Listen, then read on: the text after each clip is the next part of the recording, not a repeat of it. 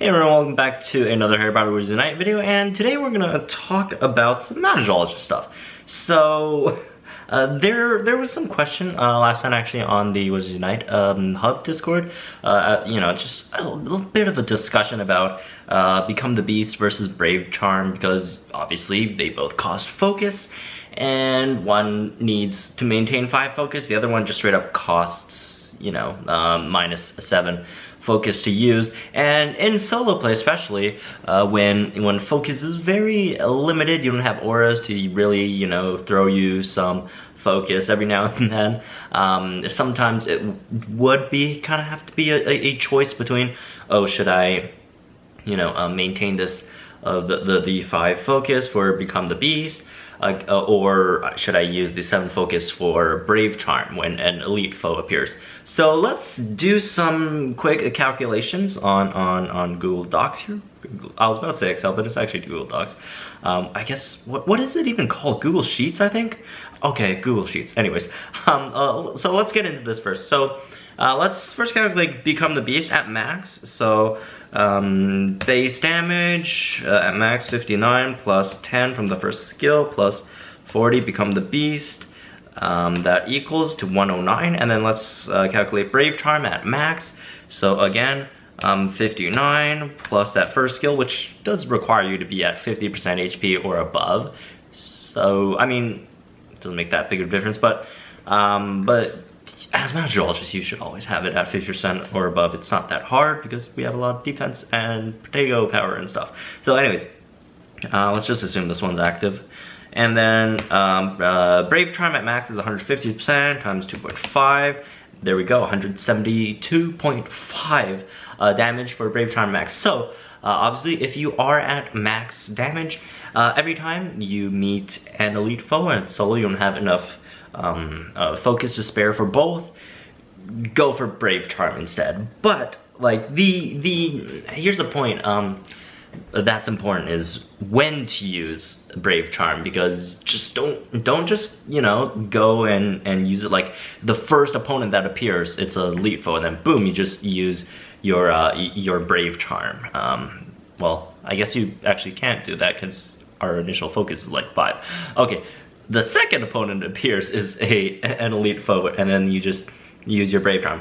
Don't do that, don't do that. If an elite foe appears, it's best just to clear out all the small minions, the non-elite foes. Although, most of the time for Magizoologists, it would actually be a bit more difficult to beat those, to kill the non-elite foes. Especially if it's like a fierce werewolf or something. It's much easier to kill a elite fierce werewolf than a regular one. But I digress. Moving on. But yeah, do take out the non-elite foes before you actually go after the elite foes. Just so that you could always you could just keep on having that Become the Beast. And maybe if there's a scenario where you actually don't use too many stamina charms on yourself, which I usually don't really use in solo runs, when I do occasionally do a solo run, you might even have enough for both. That's 12 focus max, but we're talking about the scenario where we don't have enough, right? So again, just clear out all the non-elite foes, unless I guess as soon as you take out that elite foe, after you use the Brave Charm, you will gain enough focus to have Become the Beast again. Then sure, go drink the Brave Charm. Why did I say drink? Cast the Brave Charm, and then go and take down the elite foe, and then you'll just have enough focus for Become the Beast again. But if you don't, take out the non-elites and then go for the elite. Alright, so what we just talked about was the scenario in which your damage isn't max. So if your damage isn't max, so there actually is a point where Become the Beast actually nets you more damage than Brave Charm, but it's purely theoretical, and I'll explain why. So there is a point where Become the Beast does more damage. That point is at 17 damage, which or 17 base damage. So 10 the first skill plus 17 this times the Brave, right 2.5, and then Become the Beast, you have 10 plus 10 plus 17 plus 40. I don't know why I had brackets there. But 17/16 is the point where it changes. So 17, up until 17, your Brave Charm still does more damage, but as soon as you go to 16, that's the point where Become the Beast just does more damage. But again, this is totally unrealistic because in order to get, you know, Brave Charm, like, you would need a decent amount of power, right? You know, there's a whole path down all the way to because remember, to max out a Brave Charm, it's at the bottom of the skill tree, which, I mean, I guess you could like totally avoid all the power just to go for Brave Charm. Is that even possible? I'm not even sure that's possible. Like, let me check the skill tree. Like, if you like totally ignore all the power and go down there. Okay, yeah, let me check the skill tree one sec. But yeah, this scenario, when you're at 16 damage, Become the Beast will do more damage.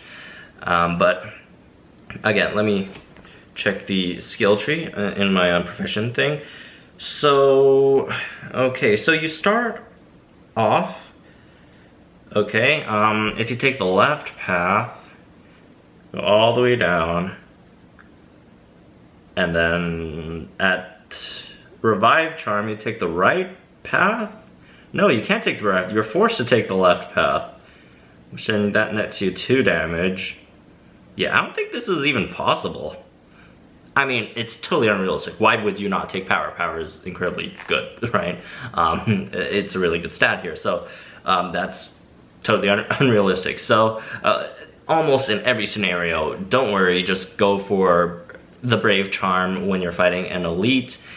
And, you know, again, do remember to clear out the minions before you actually go for the elite. Just, you know, it's just better focus wise. So anyways, that's it for this video. Just a really quick video answering this question. Some, you know, I've seen a lot of discussion about it lately, so hopefully that clears up some confusion for our fellow Magizoologists. And yeah, that's it for this one. Hope you guys enjoyed it. So I'm new for some more Harry Potter Wizards Unite videos, and I'll see you guys in the next one.